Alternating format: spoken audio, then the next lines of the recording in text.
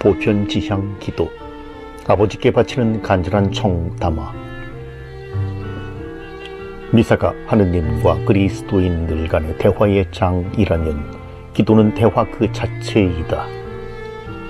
미사 중 기도 내용은 하느님에게 간청하면서 모든 이들을 위한 보편적 선을 지향하는 내용을 담고 있다. 기본적으로 미사 전례에 참여하는 그리스도인들은 전례 봉사자들이 회중을 대신해 바치는 기도에 주님 저희의 기도를 들어주소서라는 말로 참여하고 있으며, 자유로운 보편지향 기도를 통해 직접적이고 능동적으로 참여할 수 있는 기회도 가질 수 있다.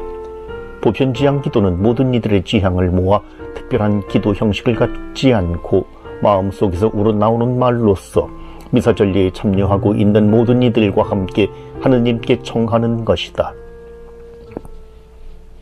하느님과 순수한 대화를 통해 그리고 강론을 통해 알게 된 하느님 뜻에 응답하기 위해 성령의 도움으로 하느님께 은총을 청하는 것이다. 보편지향 기도를 바치는 기도자들은 독서자들과 같이 경건한 마음과 공동체를 대신한다는 마음으로 차분하고 분명한 발음으로 기도해야 한다. 미사 전례 안에서 기도가 준비되어 있지 않다면 준비된 식탁에 음식이 없는 것과 같다. 그리스도인들이 보편지향 기도라고 부르는 기도는 그들에게 있어서 하느님 말씀에 대답하기 위한 기도이며, 신앙에 따라 사는데 필요한 은혜를 청하는 기도라고 할 수 있으며, 하느님께서 당신 백성에게 하신 말씀에 대해 기도로 응답함으로써 공동체가 드리는 기도라고 할 수 있다.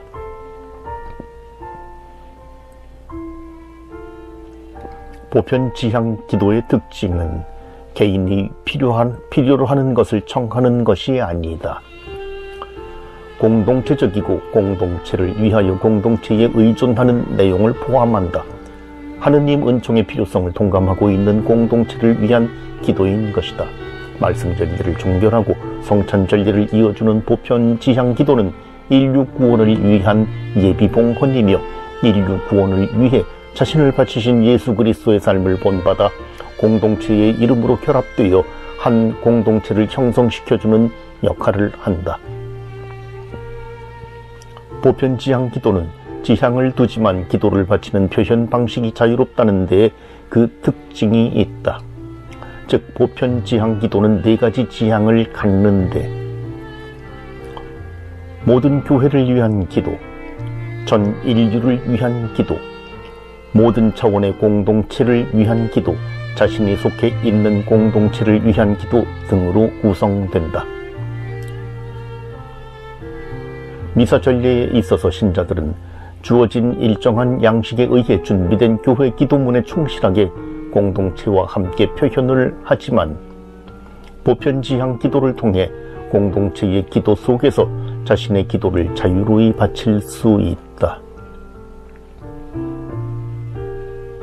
보편지향 기도는 신학적 의미를 풍부히 담고 있는 형식화한 교회 기도문이 아니다. 자신의 신앙과 삶 속에서 그리스도인으로서 지향하고 청해야 할 것을 학문적이거나 문학적 표현이 아닌 생활의 언어로 정리해 정확하게 의미를 전달함으로써 공동체의 공감을 이끌어내는 기도이다.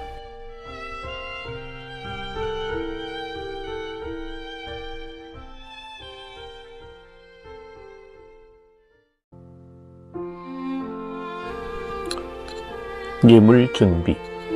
예수의 희생 담긴 빵과 포도주. 재물 없는 제사가 없듯이 성찬전의 준비 역시 그리스도 성체와 성결이 될 빵과 포도주를 봉헌해 제대에 준비한다. 성찬례의 의미는 초기 교회에서는 각 감성적 예물의 제공이라는 본래 의미가 시간이 흘러감에 따라 예식적 의미를 갖는 봉헌으로 변하게 된다. 미사에서 제사 형식을 강조하기 위해서였다. 초기 교회에서 그리스도인들은 자신들의 정성과 마음을 표시하고자 예물 예식 때 빵이나 포도주를 비롯해 식생활에 필요한 것들을 봉헌했다. 이렇게 봉헌된 물품들은 성직자 생활을 위해 그리고 공동체의 가난한 이들을 위해 나뉘어졌다. 그러다가 11세기 이후 화폐 발달로 인해 봉헌하는 예물이 현금으로 바뀐 것이다. 오늘날 봉헌된 예물은 성직자 생활과 교회 운영, 건물 유지 그리고 자선에 사용되고 있다. 예물을 봉헌하는 행렬은 트리엔트 공의회 이후 교회 예절에서 사라졌다가 20세기 초 전례 부흥 운동이 일어나면서 교회 내에서 되살리려는 노력으로 이어졌고 제2차 바티칸 공의회 이후에 미사 전례에서 다시 자리를 잡게 됐다. 먼저 빵과 포도주를 회중의 대표가 사제에게 봉헌하기 위해 운반하고 이어서 회중이 헌금을 하는 행렬을 이룬다. 회중의 대표가 빵과 포도주를 봉헌할 때 주례사제는 복사를 대동해 제단으로 오르는 마지막 계단에 서서 이들의 봉헌물을 받아 복사에게 전달하고 인사로 감사 표시를 전한다. 성찬 예례를 준비하는데 봉헌되는 빵은 인류가 생활하는데 가장 기본적인 양식이다. 그러나 성찬 예례 때 사용되는 빵은 누룩을 사용하지 않는 것이어야 한다.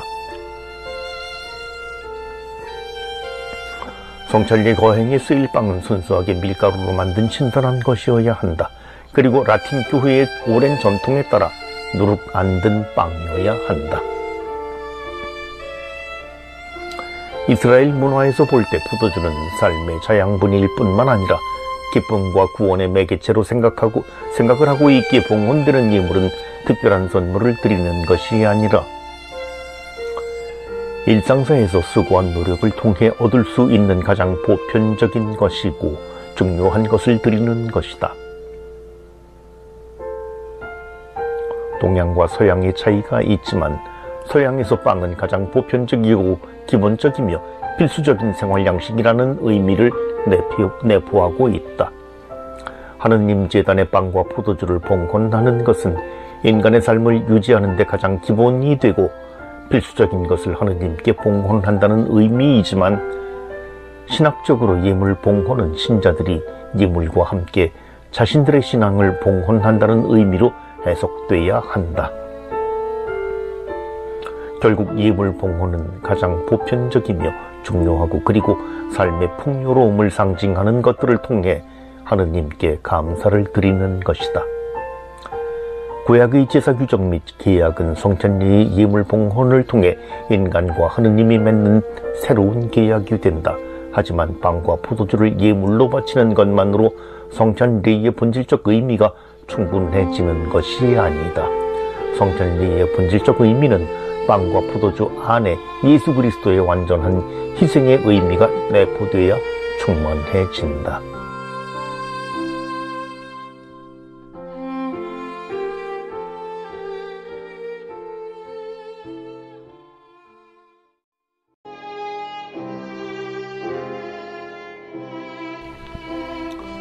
성찬전례, 그리스도의 최후 만찬 재현. 미사는 크게 말씀전례와 성찬전례의 구조로 돼 있다. 그런데 한쪽을 생략한 채 다른 한쪽만으로 충분하다고 생각하면 집을 지탱하는 기둥이 하나만으로 충분하다고 생각하는 것과 같다. 성찬전례, 성찬례를 고찰해보면 미사를 주례하는 사제가 예수 그리스도께서 제자들과 함께 다락방에서 최후 만찬을 하신 것을 재현하면서 빵과 포도주를 들고 예물 준비, 감사 기도를 바치면서 예수 그리스도의 구원의 업적을 기념하고 축성된 빵과 포도주를 분배 영성체함으로써 주님 안에서 공동체의 일치를 이루고 상호간 친교를 이루는 예식이다. 이러한 성찬례는 구약의 파스카를 통해 이해될 수 있다. 이스라엘 백성이 이집트를 떠나면서 양의 피를 상인방과 좌우 문설주에 바른 예식을 통해 죽음을 면한 파스카, 그리고 홍해를 건너오면서 겪은 파스카, 혹화월절을 기념하는 사건이 이스라엘 예절 안에 정착됐다. 또 노예 생활에서 자유인 생활로 바뀐 이스라엘 백성이 구약의 주님과 거룩한 백성, 하느님 왕국의 선택된 백성으로서 계약을 맺은 것을 기념했다. 이런 역사적 가치를 지닌 구약의 파스카 계약은 예수 그리스도가 세상에 오심으로써, 그리고 당신 몸과 피를 봉헌하심으로써 새롭게 갱신됨을 교회는 선포하고 있다. 신약의 파스카 개념은 그리스도의 십자가상 죽음과 부활 사건 안에서 이해되며, 그리스도의 파스카 신비는 성찬리에서 완벽하게 재현된다. 트렌토 공의회는 예수 그리스도께서 십자가에서 자신을 봉헌하신 것과 같은 희생 제물을 교회가 성찬예를 통해 똑같이 봉헌하고 재현하고 있음을 선포하고 있다. 따라서 성찬 전례를 집전하는 사제는 예수 그리스도의 최후 만찬을 주관해 십자가상 제사를 다시 지금 이 자리에서 재현하고 있는 것이다. 미사 중에 예수 그리스도를 기념하는 성찬례는 최후 만찬의 형식과 절차에 따라 구성되어 있으며, 성찬례 전체의 형식과 구조는 전례 헌장의 개정 지침에 따라 미사 경본 총 지침에 자세히 설명되어 있다.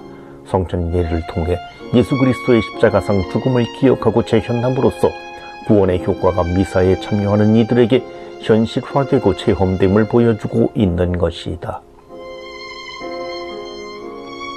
제2차 바티칸 공의회 이전까지는 이 성찬례를 신자들의 미사, 봉헌 미사라고 했는데, 이는 초대 그리스도교 공동체에서는 말씀 전례가 끝이 나면 세례를 받지 않은 예비 신자들은 자리를 비우고 세례를 받은 신자들만이 미사 즉 모임에 남아 성찬 예식을 계속 진행했기 때문이다. 이는 예수의 십자가상 제사를 재현하고 그리스도의 몸과 피를 영하는 성찬 전례에 대한 교리를 예비 신자들이 제대로 이해하지 않았을 상황에서는 불필요한 오해를 주지 않기 위함이었다.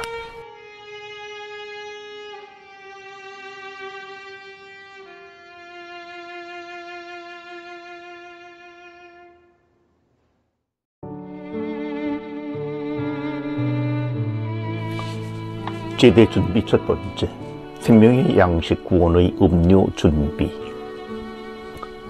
회중의 봉헌 예절이 끝나면 목사는 성찬례를 위해, 즉 회중이 봉헌하는 빵과 포도주를 축성하려고 제대를 준비한다. 일선 본당에서는 미사 때 말씀 전례가 끝난 후 따로 제대를 준비하는 과정을 생략하고 있지만, 사제서 품식과 같은 큰 미사에서는 분리해서 전례를 거행하고 있다. 회중에게서 받은 빵과 포도주가 제대 위에 놓이고 사제는 예물을 위해 준비 기도를 한다.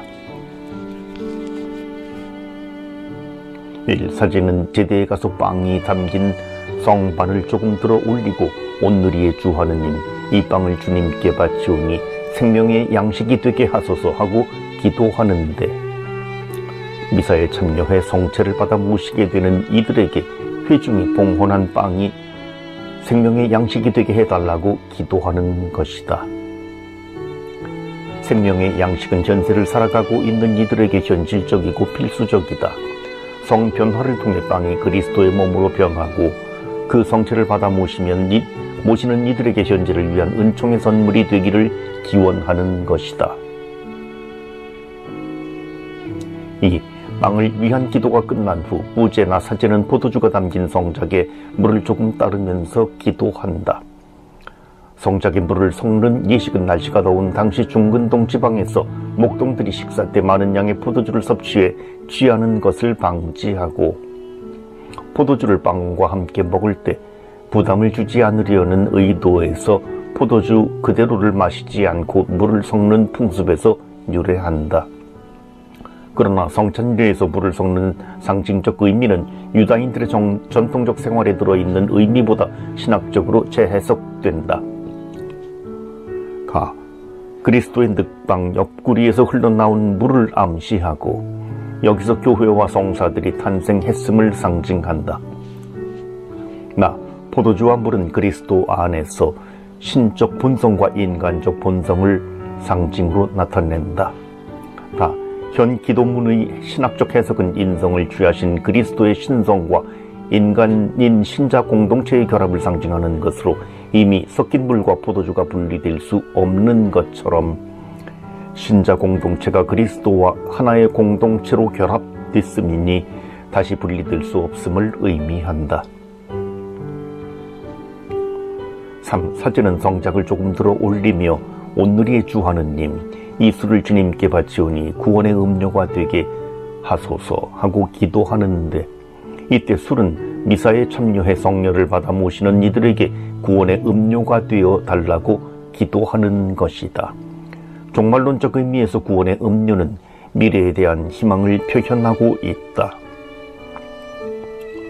예물 준비 기도는 이 예물이 미사 전례에 참여하는 이들에게 현재와 미래를 위해 은혜로운 선물이 되어주기를 간청하는 시간이다.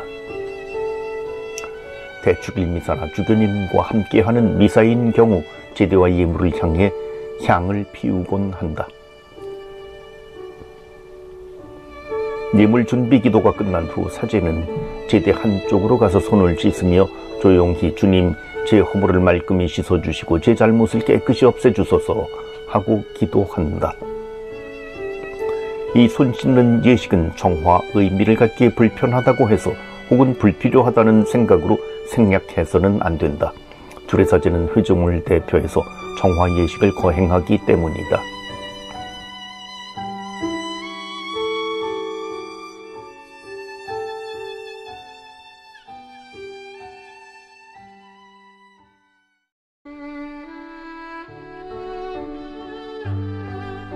제대 준비 두 번째, 감사와 공경의 주님, 중심 주님의 식탁. 제대는 예수 그리스도께서 당신 자신을 봉헌한 사건을 기념하고 재현하는 장소, 그리스도인들을 당신 식탁으로 초대하는 감사제의 중심이 되는 장소 역할을 한다. 초대교회는 3세기까지는 제대가 이교도 풍습을 반영한다고 여겨 제대의 필요성에 대해 관심을 쏟지 않았다. 오늘날에는 성찬례를 거룩한 장소에 있는 제대 위에서 거행하는 것을 원칙으로 하며, 거룩한 장소 밖에는 교회가 규정하는 제대포와 성체포를 깔고 십자가와 촛대를 놓고 성찬례를 거행하도록 하고 있다. 제대의 신학적 의미는 성찬례 때 빵과 포도주가 그리스도의 몸과 피로 변하는 성변화 장소이며, 예수 그리스도께서 희생 제물이 되신 장소이자 예수 그리스도께서 제자들과 만찬 식탁을 함께한 장소라는 의미를 갖는다. 오늘날 미사에서 성찬례의 의미는 예수 그리스도께서 제자들과 함께 했던 최후 만찬을 재현하며 반복하는 것이다. 개신교의 빵 나눔 예식은 성찬례의 재현이 아니라 기억이라는 점에서 가톨릭 교리와 다르다. 사제는 거룩한 미사마다 봉헌을 통한 성찬례 예식을 반복함으로써 그리스도의 희생 제사를 기념한다. 결국 그리스도인에게 제대는 신학적 관점에서 중요한 의미를 갖는데, 제대는 항상 거룩한 구조물이며 무엇보다도 그리스도의 상징이며 주님의 식탁을 상징하는 감사와 공경의 중심이 되는 장소이다.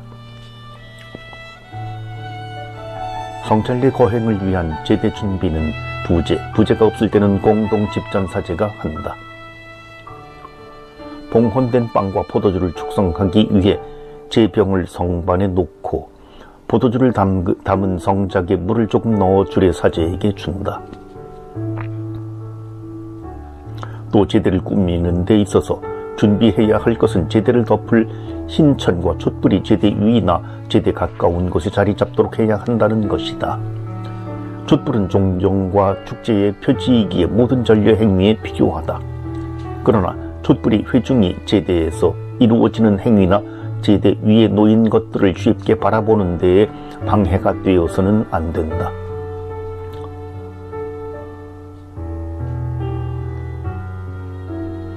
제대 위에 놓이는 초의 수는 전례력에서 지시하는 전례 1등급 순위에 따른다. 대축일이나 의무축일 미사 때는 6개, 주일이나 고유축일 때는 4개, 그 외 평일에는 2개를 놓는다. 단 교구장 주교가 직접 난다면 7개의 초를 준비한다. 십자고상은 일반적으로 제대 뒤에 자리 잡아 회중들이 쉽게 십자고상을 바라볼 수 있어야 하는데, 십자고상이 하나일 경우는 십자고상이 회중을 향해 2개일 경우는 제대 위에 십자고상을 놓을 경우에는 사제가 십자고상을 바라볼 수 있게 놓는다. 십자고상은 미사전례 중 회중에게 주님 순환의 구원 업적을 기억시켜준다. 제대를 꾸미는 데 있어서 성찬례 예식에 방해가 되는 장식은 삼가한다. 제대 주변에 이콘이나 불필요한 예술품을 놓거나, 특히 특별한 날 혼배 혹은 장미 미사에 미사 때 제대를 너무 화려한 꽃으로 장식해서 제대를 바라보는 데 방해가 되거나 성찬례 예식이 보이지 않게 해서는 안 된다.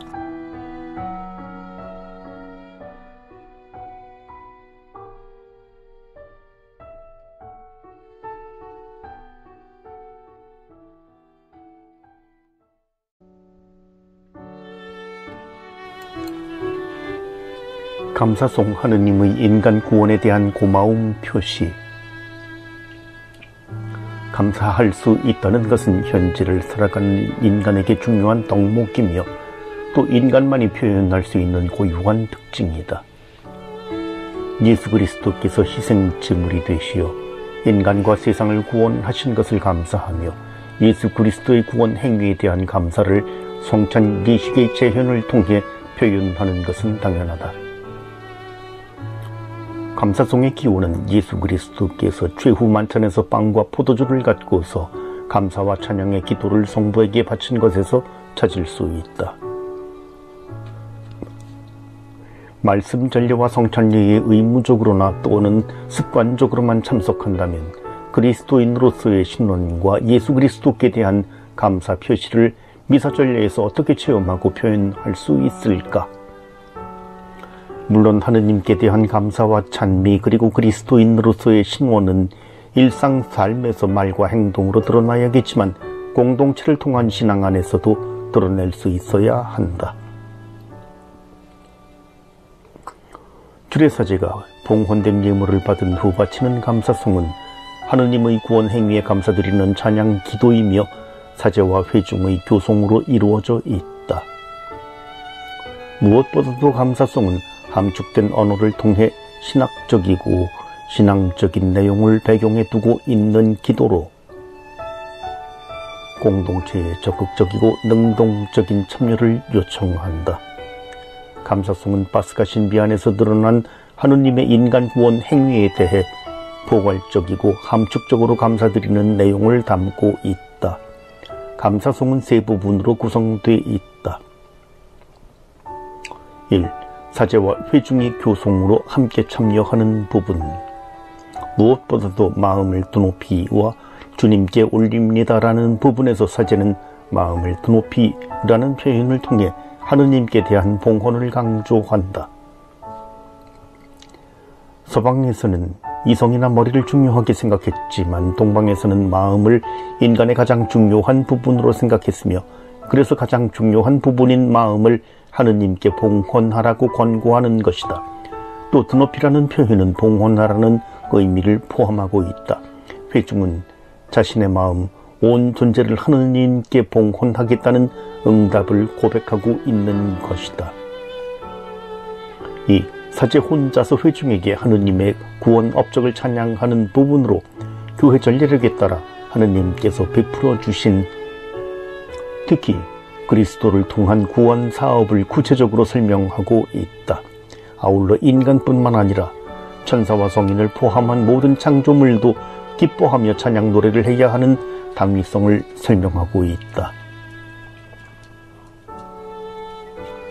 3. 거룩하시도다는 하느님의 구원 업적을 듣고 난 후 기쁨에 찬 환호성으로 사제와 회중이 함께 밝고 기쁘게 노래하는 부분이다. 거룩하시도다를 3번 외치는 것은 일부 신자들이 성부, 성자, 성령을 가리킨다고 오해하고 있는데 그리스 언어의 표현 방식으로 최상급을 나타낸다. 그리고 거룩하시도다는 모든 회중들이 충만한 기쁨과 찬양을 위한 표현임을 기억하여 밝고 빠른 성가곡을 선택하는 것이 좋다. 전리미사 중 그레고리오 성가와 현대 성가 중 어떤 것을 선택할지 갈등할 때에는 거룩한 시도다의 참 의미를 알고 있다면 선택이나 이해에 어려움은 없을 것이다.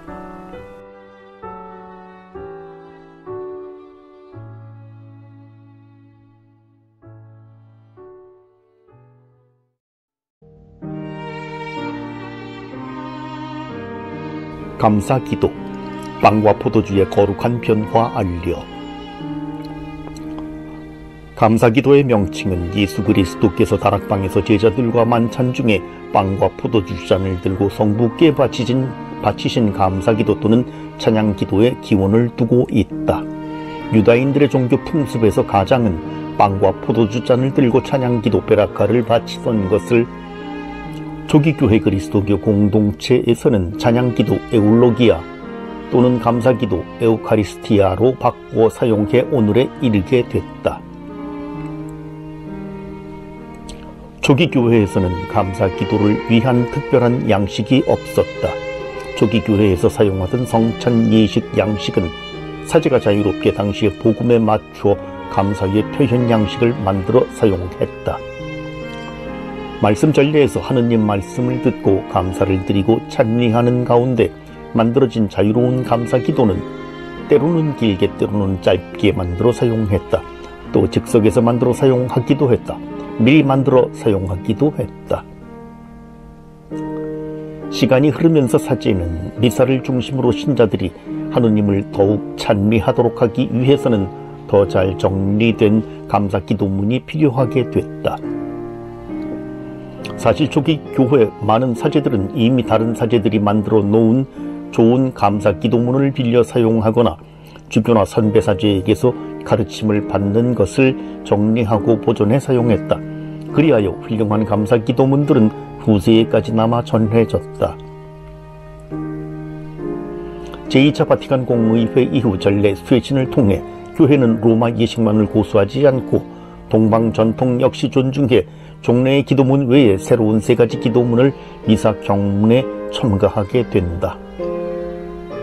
하지만 오늘날 완성된 성찬 감사 기도문 표현을 주례사제가 개인적 신념에서 변형해 사용하는 것은 성찬 예를 통해 예수 그리스도와 그리고 공동체와의 일치를 강조하는 교회 가르침에 어긋나는 것이다. 오늘날 사용되고 있는 4개의 성찬 감사 기도문은 제2차 바티칸 공의회를 통해 전례의 중요성을 강조하고 전례 예식을 통일화하는 과정을 거쳐 만들어졌다. 이 4개의 성찬 감사 기도문은 표현은 서로 다를 수 있지만 궁극적으로는 비슷한 내용을 포함하고 있다. 다양성 안에서 공동적인 것은 성찬 기도에서 빠질 수 없는 예수 그리스도께서 말씀하신 거룩한 변화의 말씀만은 통일시켜 놓았다. 너희는 모두 이것을 받아 먹으라. 이는 너희를 위하여 내어줄 내 몸이다. 그리고 너희는 모두 이것을 받아 마셔라. 이는 새롭고 영원한 계약을 맺는 내 피의 잔이니 죄를 사하여 주려고 너희와 모든 일을 위하여 흘릴 피다. 너희는 나를 기억하여 이를 행하여라. 이는 미사 전례에서 언급하고 있는 사효성, 성사 집전자의 자세나 상태와 무관하게 성사를 집전하는 행위 자체로 성사가 효과를 남과 인효성, 성사에 참여하는 사람의 자세에 따라 효과가 다름에 대해 적절하게 설명하고 보여주는 부분이다. 그리스도께서 최후 만찬 때 하신 말씀을 중요시하고 사제가 구원의 역사를 전하는 감사기도를 통해 성서적 내용을 근거로 하는 성체성사의 내용과 성변화의 내용은 항상 성찬례의 중심을 이루고 있다. 성찬감사기도는 빵과 포도주가 성체와 성혈로 변하는 거룩한 변화가 미사에 참여한 모든 이들에게 재현되고 있음을 보여주고 설명하고 있는 것이다.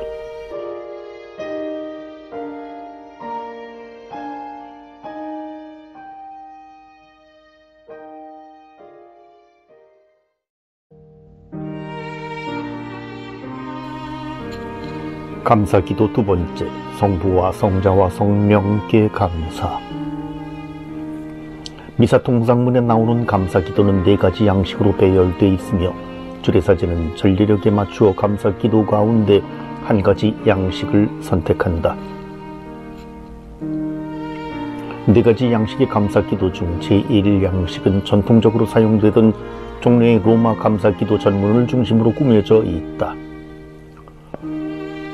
제2양식은 히폴리토의 아나포라 올리다 거양하다라는 그리스 말에서 유래되는 하는데 사제가 모든 공동체 이름으로 성령에게 청원하고 예수 그리스도의 희생 제물을 봉헌하며 하느님 아버지를 찬양하는 성찬례의 중심 의미를 지닌다라 불리는 3세기의 성찬기도를 현대에 맞춘 기도문 양식이다.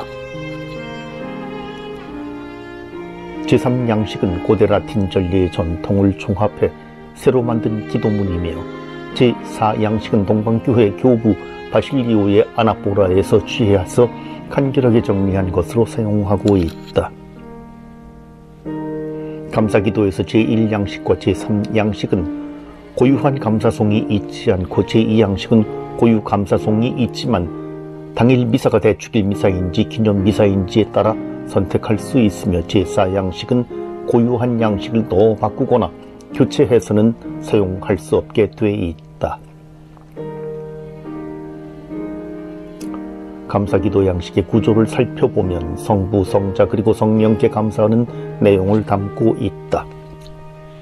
모든 감사기도의 첫 구절은 성부께 대한 내용을 담고 있는데 미사 목적이 예수 그리스도의 이름으로 모인 이들이 하느님을 찬미하고 자신들의 성화를 목적으로 하듯이 감사기도 역시 성부께 드리는 기도로 시작함으로써 거룩한 성찬례에 참여하게 한다.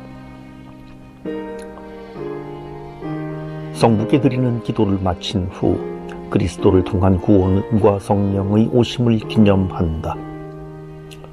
성령의 오심은 봉헌된 예물인 빵과 포도주가 사제의 축성을 통해 그리스도 예수의 몸과 피가 되는 성 변화를 위한 것이다.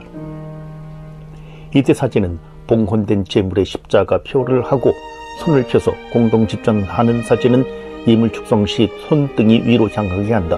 성령의 작용을 청한다. 이는 예수 그리스도께서 부활하셔서 성부에게로 돌아가 성부로부터 믿는 이들에게 성령을 보낼 것을 약속한 성서 말씀에 근거를 두고 있다. 내가 떠나가는 것이 너희에게는 더 유익하다. 내가 떠나가지 않으면 그 협조자가 너희에게 오시지 않을 것이다. 그리고 내가 아버지께 청하여 너희에게 보낼 협조자 곧 아버지께로부터 나오시는 진리의 성령이 오시면 그분이 나를 증언할 것이다. 감사기도의 가장 중요한 에피클레시스 축성기원은 성령의 역할을 강조하는 것으로 성편화가 에피클레시스를 통한 축성의 말씀으로 완성됨을 교회는 설명하고 있다. 감사기도 양식을 통해 알 수 있는 것은 사제는 예수 그리스도의 최후 만찬 예식 안에서 성령의 도움으로 예수 그리스도의 십자가 희생 제사를 재현함으로써 성부와 새롭고 영원한 계약을 맺는 것이다.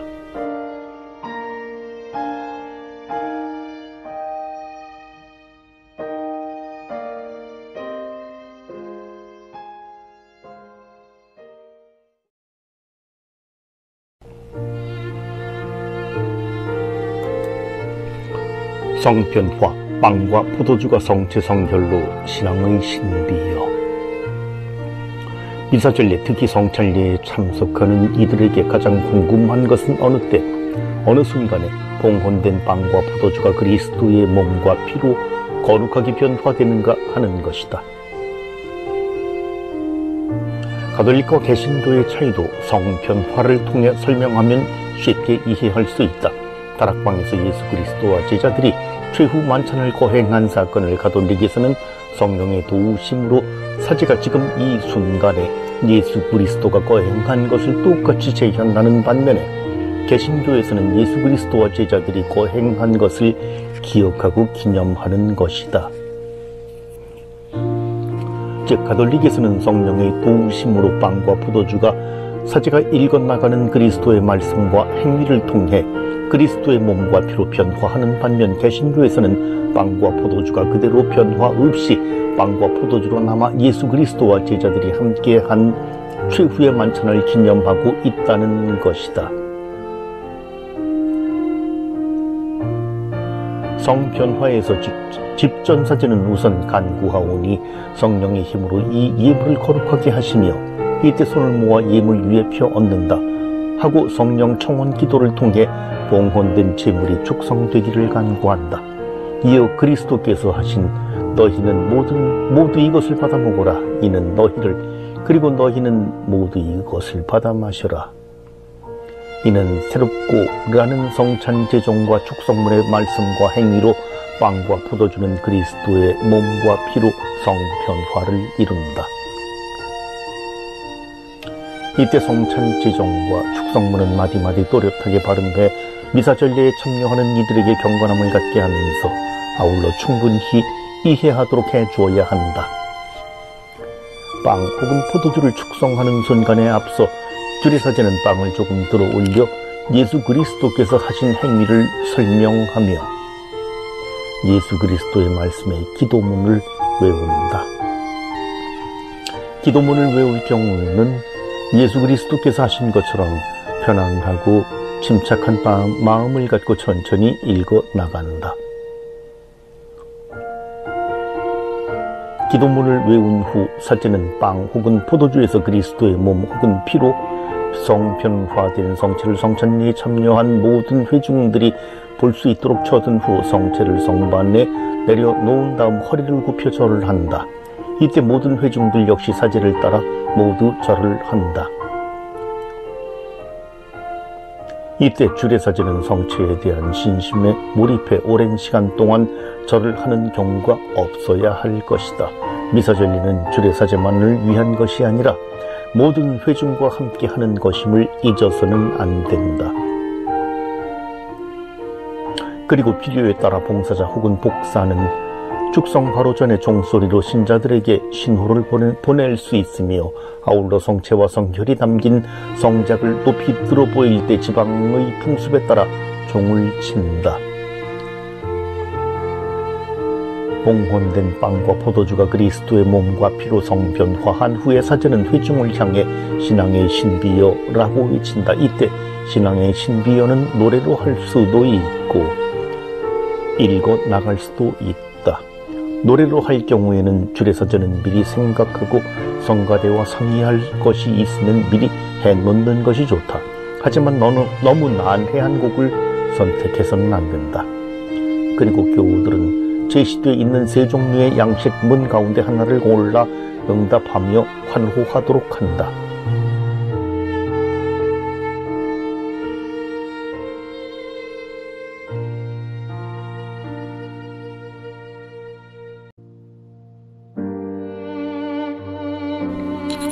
감사기도 세 번째, 성변화 완성 선포의 아멘. 미사를 집전하는 사제가 한 사람일 때는 미사전례에 참여하는 이들에게 혼란스러운 것이 없지만 공동 집전을 하는 경우에 어떤 사제가 감사기도를 읽는가 하는 궁금증이 생긴다.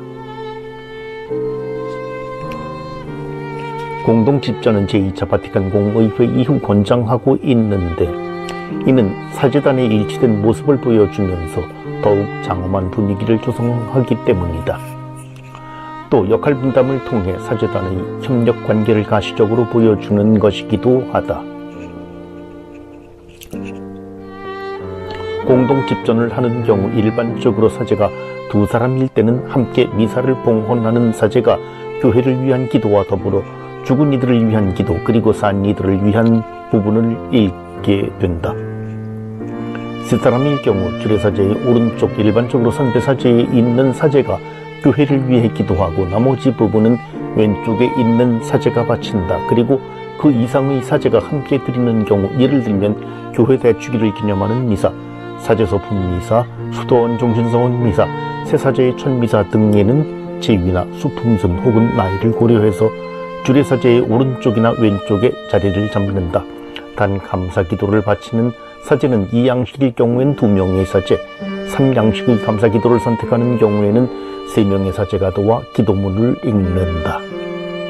감사기도의 선택은 주례사제가 결정하는 것으로 알고 있지만 미사 경본 총지침을 통해 한국천주교회는 감사기도 제2양식은 평일과 특별한 환경에서 제3양식은 주일과 주일에 사용하기를 권장하고 있다. 주일이나 주일에 3양식에 비해 짧다는 이유로 2양식을 선택하는 것은 옳지 않다. 집전사제는 미사를 집전하는 주교가 여럿일 경우에는 저의 주교 아무와 협력 주교들과 같이 뭉뚱그린 말로 표현한다. 특별히 교회를 위한 기도문에 있어서는 주례자가 주교인 경우 기도문 안에서 주님의 일꾼 교황, 현 교황은 베네딕토와 다음에 오는 주교 부분에는 주님의 부당한 종인 저와 라고 읽으며 주교가 자기 교구 밖에서 주례를 할 경우에는 이 교회의 주교인 저희 형제 아무와 주님의 부당한 종인 저와 라고 한다. 감사기도의 마지막 부분인 마침 영광송 그리스도를 통하여 그리스도와 함께 그리스도 안에서 성령으로 하나 되어 전능하신 천주 성부 모든 영예와 영광을 영원히 받으소서는 주례자 혼자 바치지만 바람직하다고 생각되면 공동 집전자와 함께 낭송한다. 하지만 공동 집전자는 집전하는 사제의 목소리보다 크게 내지 않는 것이 좋다. 미사 전례에 참여하는 신자들은 사제들과 함께 낭송하지 않는다. 이때 주례사제는 성반과 성작을 들고 공동 집전사자와 함께 하는 경우 성반, 성작 혹은 성합을 나누어 든다. 신자들에게 성편화가 완성된 성체와 성혈을 보여준다. 이는 집전사제가 성섬 있게 또는 그리스도를 통해 성령의 도우심으로 인한 구원 업적에 대한 영광과 찬미를 드리는 환희의 표현이며 성편화가 완성되었음을 선포하는 중요한 순간이다. 신자들은 아멘이라는 화답을 통해 성령을 통한 성편화에 대한 믿음을 드러내는데 성 암브로시오는 이때 신자들의 화답 소리를 천둥 소리에 비유했다. 신자들은 아멘을 노래로 화답할 수 있는데 이때는 짧으면서 밝은 마음에서 우러나오는 소리로 응답해야 한다.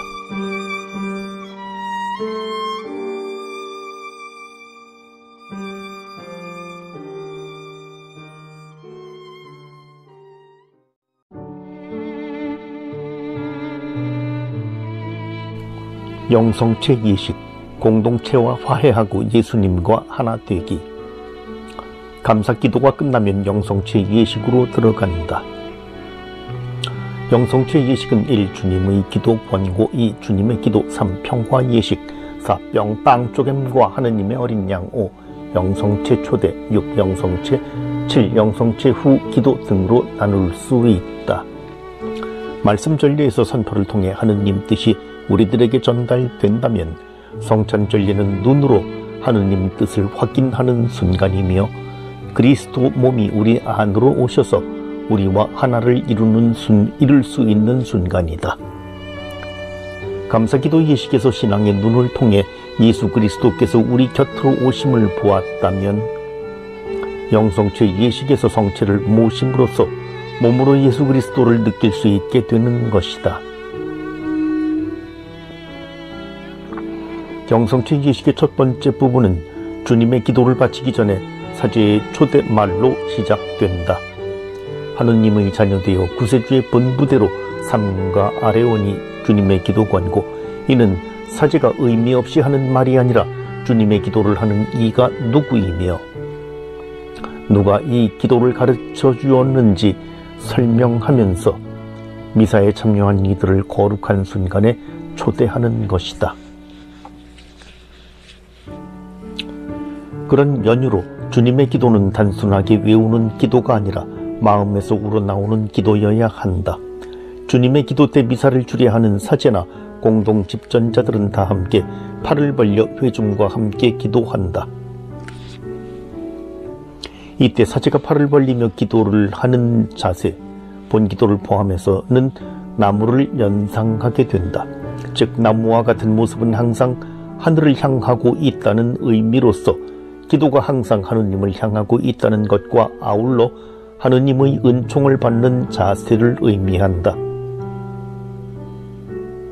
다른 나라 교회에서는 회중이 사제들과 같이 발을 벌려 주님의 기도를 바치는 경우가 있지만 한국 교회에서는 발을 벌려 기도를 하기보다 손을 합장한 채로 기도하기를 권장하고 있다. 주님의 기도는 다른 기도와 달리 끝에 아멘을 하지 않으며 바로 응답 영광송 주님께 나라와 권능과 영광이 영원히 있나이다로 끝맺는다. 이어 평화 예식으로 이어지는데 평화 예식에서 교회는 자신과 인류 가족 전체의 평화와 일치를 간청하며 신자들은 성체를 모시기 전에 교회에서 누리는 일치와 사랑을 드러낸다. 평화의 인사를 나누는 방법에 대해서는 주교회의가 민족의 문화와 관습에 따라 정한다. 한국 교회에서는 평화의 인사로 가벼운 절이나 가볍게 안음, 손을 맞잡는 동작을 할 수 있다. 무엇보다도 빵을 나누기 전에 하는 평화 예식은 미사에 참여하는 회중이 평화스러운 마음과 기쁜 마음을 갖고 공동체 구성원들과 화해함으로써 영성체를 통해 그리스도 몸이 내 몸 안에 하나 됨을 느끼게 해준다. 영성체 전 공동체와 화해함으로써 온전히 그리스도와 일치를 이루는 준비를 하는 것은 중요하다. 미사 통상문에서는 평화의 인사를 장례 미사 때는 생략할 수 있다고 했지만 사목자가 판단에 맡기라는 것이지 실제로 평화의 인사를 하지 말라는 것은 아니다. 한국천주교중앙협의회에서 출판한 장례 예식 시안에서는 평화의 인사 때 교우들은 서로 목례나 합장, 악수 등으로 알맞게 인사를 나누며 말한다고 명시하고 있다. 미사는 살아있는 이들을 위한 전례여서 평화의 인사는 서로가 서로를 위로하는 것이며 망자가 본향으로 가는 것에 대한 그리움 및 아쉬움을 표현하는 것이기 때문이다.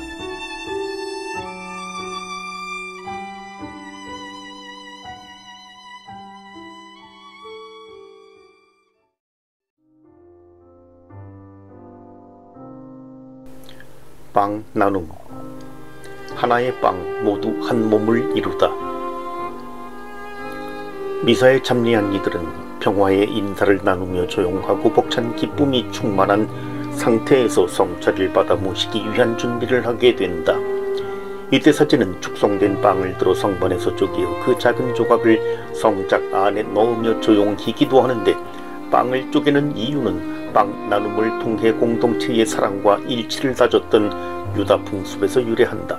사도시대에는 사제단이 주교를 중심으로 빵을 나눴는데 빵 나눔을 통해 한 분이신 그리스도를 중심으로 한 몸을 이루는 것이라 생각했다. 이 예식은 하나인 생명의 빵, 곧 세상 구원을 위해 돌아가시고 부활하신 그리스도를 모시는 영성체에 참여하는 모든 이가 한 몸을 이룬다는 사실을 드러낸다. 빵을 나누는 행위는 단 한 번 미사 중에 이루어진다. 성찬례가 시작되는 부분, 즉 빵을 들어 축복하시고 쪼개어 하는 부분에서 빵을 나누는 것은 잘못된 것이며 미사 통상문 의미를 자의적으로 해석한 것이다. 사제는 축성된 빵을 나눈 후 작은 조각을 떼어 성작 안에 넣으며 기도한다. 이때 작은 성체 조각을 성작에 넣는 것은 신학적으로 큰 의미를 부여하기보다는 관습적으로 내려온 행위이지만 오늘날에는 구원의 업적에서 주님의 몸과 피의 일치, 곧 살아계시고 영광을 받으신 예수 그리스도의 몸을 표시한다. 또 양형 성찬의 상징적 가치를 드러내는 것이기도 하다. 빵 나눔을 하는 동안에 회중은 하느님의 어린 양의 기도문을 외우게 되는데 이 기도는 7세기쯤 동방교회 예식에서 도입했다. 성가대가 노래로 할 수도 있는데 너무 길게 하지 않는 것이 좋다. 축성된 빵을 쪼개는 동안 반복해서 할 수 있지만 끝절은 평화를 주소서라는 기도로 끝낸다. 사제는 빵 나눔 후에 손을 모으고 영성체전 기도를 바치는데 가 양식이나 나 양식 중 하나를 선택해 조용히 기도한다. 기도가 끝난 후 사제는 쪼개어진 성찬의 빵을 성반이나 성작 위에 들어 신자들에게 보이며 그리스도의 잔치에 참여하도록 초대한다. 축성된 빵, 즉 성체를 들어 신자들에게 보이는 이유는 성체가 나뉘어져 있음을, 즉 예수 그리스도의 몸이 나누어졌음을 보여주는 것이다. 이는 쪼개진 빵이 원래 상태로 되돌아갈 수 없음을 상징한다. 또 신자들에게 다가오시는 예수 그리스도의 사랑 나눔이 다시 원래 상태로 되돌아갈 수 없음을, 예수 그리스도께서 신자들에게 베푸신 당신 사랑을 거두지 않으신다는 의미를 갖는다. 그리고 성체를 거양할 경우 성체 높이는 사제 눈높이에 맞추는 것이 적당하다. 그 이유는 과거에 제단이 높지 않거나 제2차 바티칸 공의회 이전에 벽을 보면서 미사를 거행했고 성체를 거양했을 때 신자들이 성체를 제대로 볼 수 있도록 하기 위해 사제는 높이 들어 거양했지만 오늘날에는 그럴 필요가 없기 때문이다. 사제와 신자들은 감실에 모셔둔 성체보다 그 미사에서 축성된 성체를 영하는 것이 바람직하다. 신자들이 영하는 그리스도의 몸이 현재 거행되는 제사를 통해 지금 이 순간에 참여하고 있다는 것을 인식하기 때문이다. 너무 많이 성체를 축성해 감실에 보관하는 것보다 적당량의 성체를 감실에 보관하고 미사에 참여하는 신자들에게는 매번 축성되는 성체를 영하게 하는 것이 바람직하다.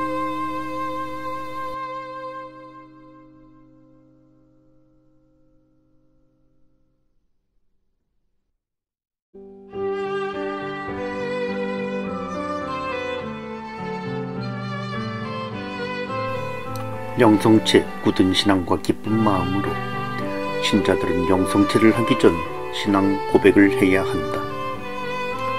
사제가 성체를 들고 하느님의 어린 양, 세상의 죄를 없애시는 분이시니 이 성찬에 초대받은 이는 복되도다 하고 외치면 신자들은 주님 제 안에 주님을 모시기에 합당치 않사오나 한 말씀만 하소서 죄가 곧 나으리이다 하고 고백한다. 이때 하느님의 어린 양은 요한 세례자가 예수님께 붙인 칭호이며 동시에 묵시록에 나오는 성경 말씀의 근거를 둔 고백이다. 그리고 신자들의 응답은 백부장의 고백에 근거해 겸손한 자세와 확고한 믿음에서 나오는 고백이다. 미사에서 신자들의 고백 목소리는 중요하지만 성체를 모시기 전에 하는 고백은 신자들이 평화스러움과 함께 벅찬 기쁜 마음으로 자신의 굳은 신앙을 표현하는 것이라 할 수 있다. 영성체를 하는 모든 신자들은 성체를 영하기 전에 바로 옆 형제 자매와 평화를 나누는 것을 기억하면서 기쁜 마음을 가져야 할 것이다. 이런 마음을 갖고 영성체 행렬에 참가하는 신자들은 선택된 자신에 대한 자부심을 가지면서 더불어 경건하게 제단 앞으로 나아가게 된다. 영성체는 사제가 먼저 성체와 성혈을 영하고 이때 주례사제가 큰 성체의 일부분을 성갑에 넣어 미사에 참여한 신자들에게 주는 것은 사목적으로 좋은 배려라고 할 수 있으며 성혈은 일반적으로 사제만 마신다. 특별하게 허용되는 경우 미사 거행에 자기 임무를 수행하는 부제와 다른 사람들, 수도원 미사 또는 공동체 미사를 드리는 공동체 회원들, 신학생들, 영성수련, 피정, 영성 모임 등 사목 모임에 참여하는 이들의 경우 미사 경분에는 양형 영성체도 매우 바람직하다. 성체를 줄 때 사제는 성체를 영할 신자들에게 들어보이며 그리스도의 몸이라고 다시 한번 강조하며 신자들은 아멘이라는 동의를 표현한다. 이때 아멘은 자신에게 보여지는 밀떡이 예수 그리스도의 몸이라는 것을 다시 한번 고백하는 것이다. 일각에서는 모든 이들이 성체와 성혈을 먹고 마셔야 진정한 영성체에 참여한 것이라고 생각하는 사람들도 있지만 성체만으로도 그리스도와 완전한 일치를 이룰 수 있다고 교회는 가르치고 있다. 그리고 교회 간의 일치 혹은 하나의 공동체 구성원이라는 생각으로 아직 세례를 받지 않은 사람들 혹은 개신교 신자들에게 성체를 나눠주는 경우가 있는데 결코 나눠주어서는 안 된다. 성체를 영하는 신자들은 손으로 영하거나 왼손으로 받고 오른손으로 집어 영한다. 또는 입으로 직접 성체를 영하는데 한국 교회에서는 손으로 성체를 받아 모시는 것으로 결정했다. 이때 신자들은 사제가 주는 예수 그리스도의 몸을 쉽게 받기 위해 사제가 성체를 주는 높이에 맞춰 손을 내민다. 너무 높게 혹은 낮게 손을 내밀 때, 그리고 손을 너무 가슴 쪽으로 가 있으면 사제들이 성체를 분배하는데 힘들기 때문이다. 또 성체 분배를 도와주는 평신도들은 교회에서 주관하는 과정을 이수함으로써 주례사제를 도와 성체를 분배할 수 있다. 단 성체 분배 때 성체가 부족하다고 여겨 성체를 쪼개는 행위는 허락되지 않는다. 성체를 쪼개는 것은 사제 때론 부제에게 부여된 고유한 권한이기 때문이다.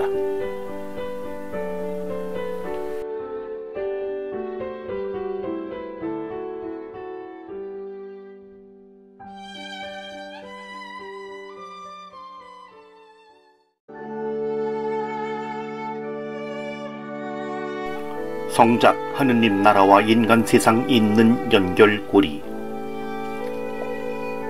영성체가 끝나면 사제는 성합에 남아있는 성체를 감실해 보관한다. 그리고 성혈이 담겼던 성작을 복사 도움을 받아 씻는다. 먼저 복사가 준비해둔 물을 가지고 오면 성작 안을 확인한 다음 물로 성작 안을 닦는다. 사제가 성작을 물로 씻는 예식 때 또 포도주를 부어 다시 마시는 줄 아는 신자들도 일부 있지만 성작 안에 남아있는 성혈을 물로 깨끗이 씻어내는 예식이다. 그 이유는 한 방울의 성혈이라도 소홀히 할 수 없기 때문이다. 성찬예를 거행하는 데 있어서 눈에 띄는 것이 성작인데 성작에 대한 신학적 지식은 다음과 같다. 미사 전례가 거행되는 제대가 부부분, 제대 윗부분과 윗부분을 지탱하는 버틴 부분으로 구성되어 있듯이 성작은 컵, 마디, 다리 세 부분으로 이루어져 있다. 각각의 부분은 서로 다른 의미와 용도를 갖고 있다. 성작에서 컵의 중요한 사용 용도는 포도주를 담는 것이고, 마디는 컵과 다리를 연결하는 부분이고, 다리는 성작의 중심을 잡고 서 있게 하는 것이다. 과거 제2차 바티칸 공의회 이전 라틴 전례에서 성작의 마디는 성체 축성을 한 후에 손가락을 펼 수 없는 이유로 인해 성작을 잡는 데 용이하게 사용하기 위해 원형 모양으로 제작됐다. 그래서 미사를 집전하면서 하느님과 신자들을 연결해주는 역할을 하는 사제는 하늘나라의 성스러운 부분과 세상의 속을 연결해주는 성작의 마디를 잡고 성찬례를 거행했다. 즉 성작에서 컵은 성스러운 것, 즉 하느님 왕국으로 설명됐고, 다리는 인간 세상을 표현하는 의미를 지니며 마디는 인간 세상과 하느님 세상을 잇는 연결고리로 이해됐다. 하느님 구원 은총이 예수 그리스도를 통해 인간들에게 다가온 것과 같이 성찬례가 거행되는 이 순간에도 사제는 하느님 은총과 세상의 구원을 연결하는 마디를 잡고서 하느님 왕국과 인간 세상을 연결시키면서 다시 한번 하느님 은총이 세상에 도래하기를 기원하며 기도를 한다. 그러기에 사제는 성찬례를 거행하는 때는 성작의 마디를 잡고 전심을 다해 기도를 하는 것이다. 일부 사제가 가볍게 생각해 성작의 컵 부분을 잡고 거양을 하는 것은 신학적 의미에 어긋나는 행동이다. 또 오늘날에는 편리성과 실제적 그리고 예술적이라는 이름 아래 단순하고 유행 감각을 갖춘 모양의 성작을 많이 볼 수 있다. 이러한 새로운 현대의 성작에 대해서는 새로운 개념을 갖게 된다. 그렇다고 성작이 갖는 신학적 의미가 변하는 것은 아니다. 예를 들면 성작에서 컵은 단순하게 어떠한 유동적인 물질을 담아두는 것이 아니다. 컵에는 하느님의 충만한 은총이 담긴다. 이 은총이 세상에 살고 있는 우리에게 전달돼 삶을 풍요롭게 만든다. 또 이 은총으로 말미암아 신자들은 하느님 자녀로서 양육돼 영원한 하느님의 신비에 참여하도록 초대되는 것이다.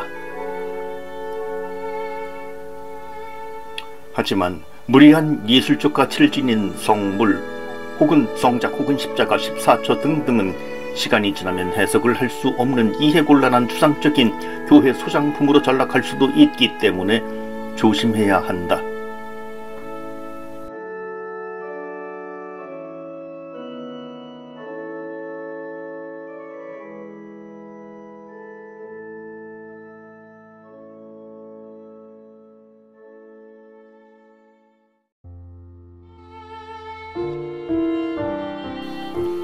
마침 예식. 용기 성령 받고 복음화 수행 파견. 사제가 성작과 성반을 깨끗이 닦는 동안에 영성체를 마친 회중은 잠시 침묵 중에 그리스도와 일치를 이루는 시간을 갖는다. 이 일치의 시간은 감사의 시간이며 새롭게 태어나는 시간이다. 사제 역시 성작과 성반을 닦은 후 조용히 침묵 속에 기도한다.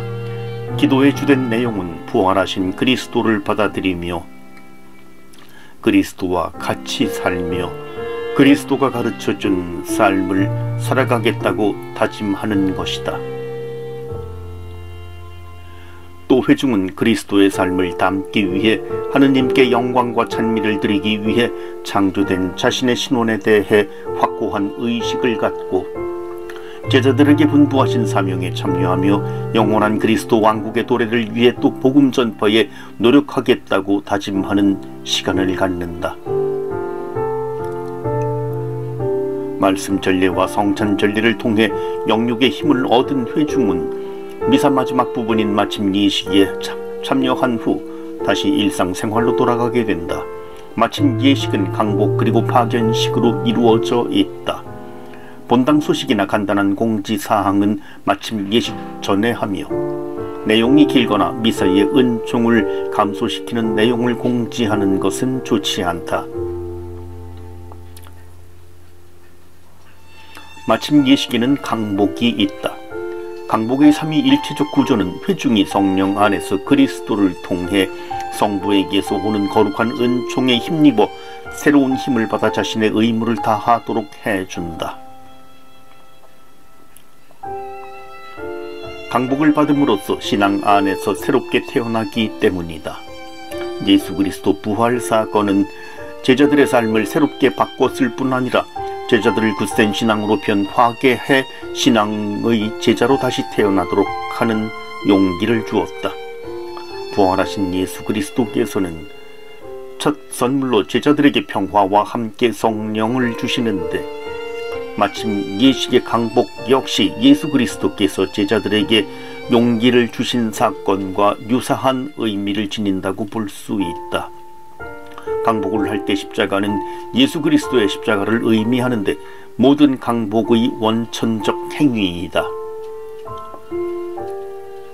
또 강복은 영원한 삶을 간구하는 그리스도인들에게 삶의 활력을 불어넣어주며 세상과 온 인류를 위한 하느님 사랑과 애정의 표징이기도 하다. 그리고 강복을 통한 성령의 은총은 제자들을 새롭게 파견하며 복음 전파에 대한 강한 임무를 부여하는 것이다.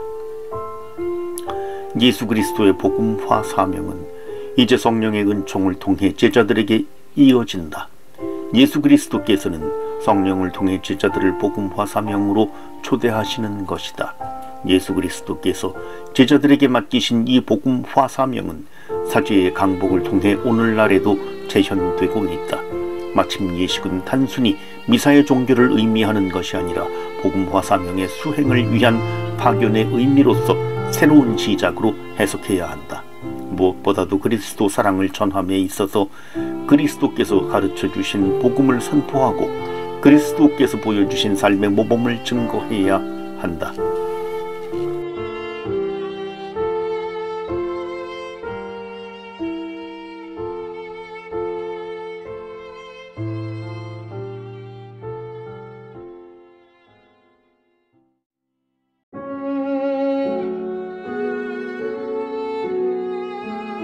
퇴장, 여유있게 하느님의 집 나오도록.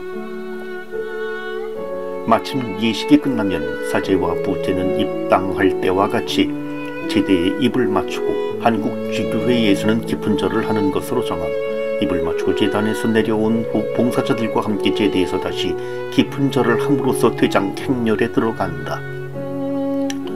많은 공동 집전자와 함께 미사 전례를 마칠 때는 제단이 좁거나 함께 절하기가 어려울 경우 제단에 있었던 주례사제를 중심으로 절을 한 후 퇴장한다. 실제로 공동 집전자가 많은 대미사의 경우에는 본당 사정에 따라 전례 주관자가 퇴장 예식을 진행 안내하는 것이 좋다. 퇴장 행렬은 봉사자부터 순서대로 하며 주례사제는 마지막에 퇴장한다. 미사가 끝난 후 특별한 경우가 아니라면 회중이 주님의 기도, 성모송이나 영광송과 같은 공동 기도를 바치지 않는다. 특별한 경우에 한해 회중이 함께 기도를 바칠 수 있지만 함께 하는 기도가 없을 경우에는 바로 퇴장성가를 불러 사제가 퇴장하는 것을 도와준다.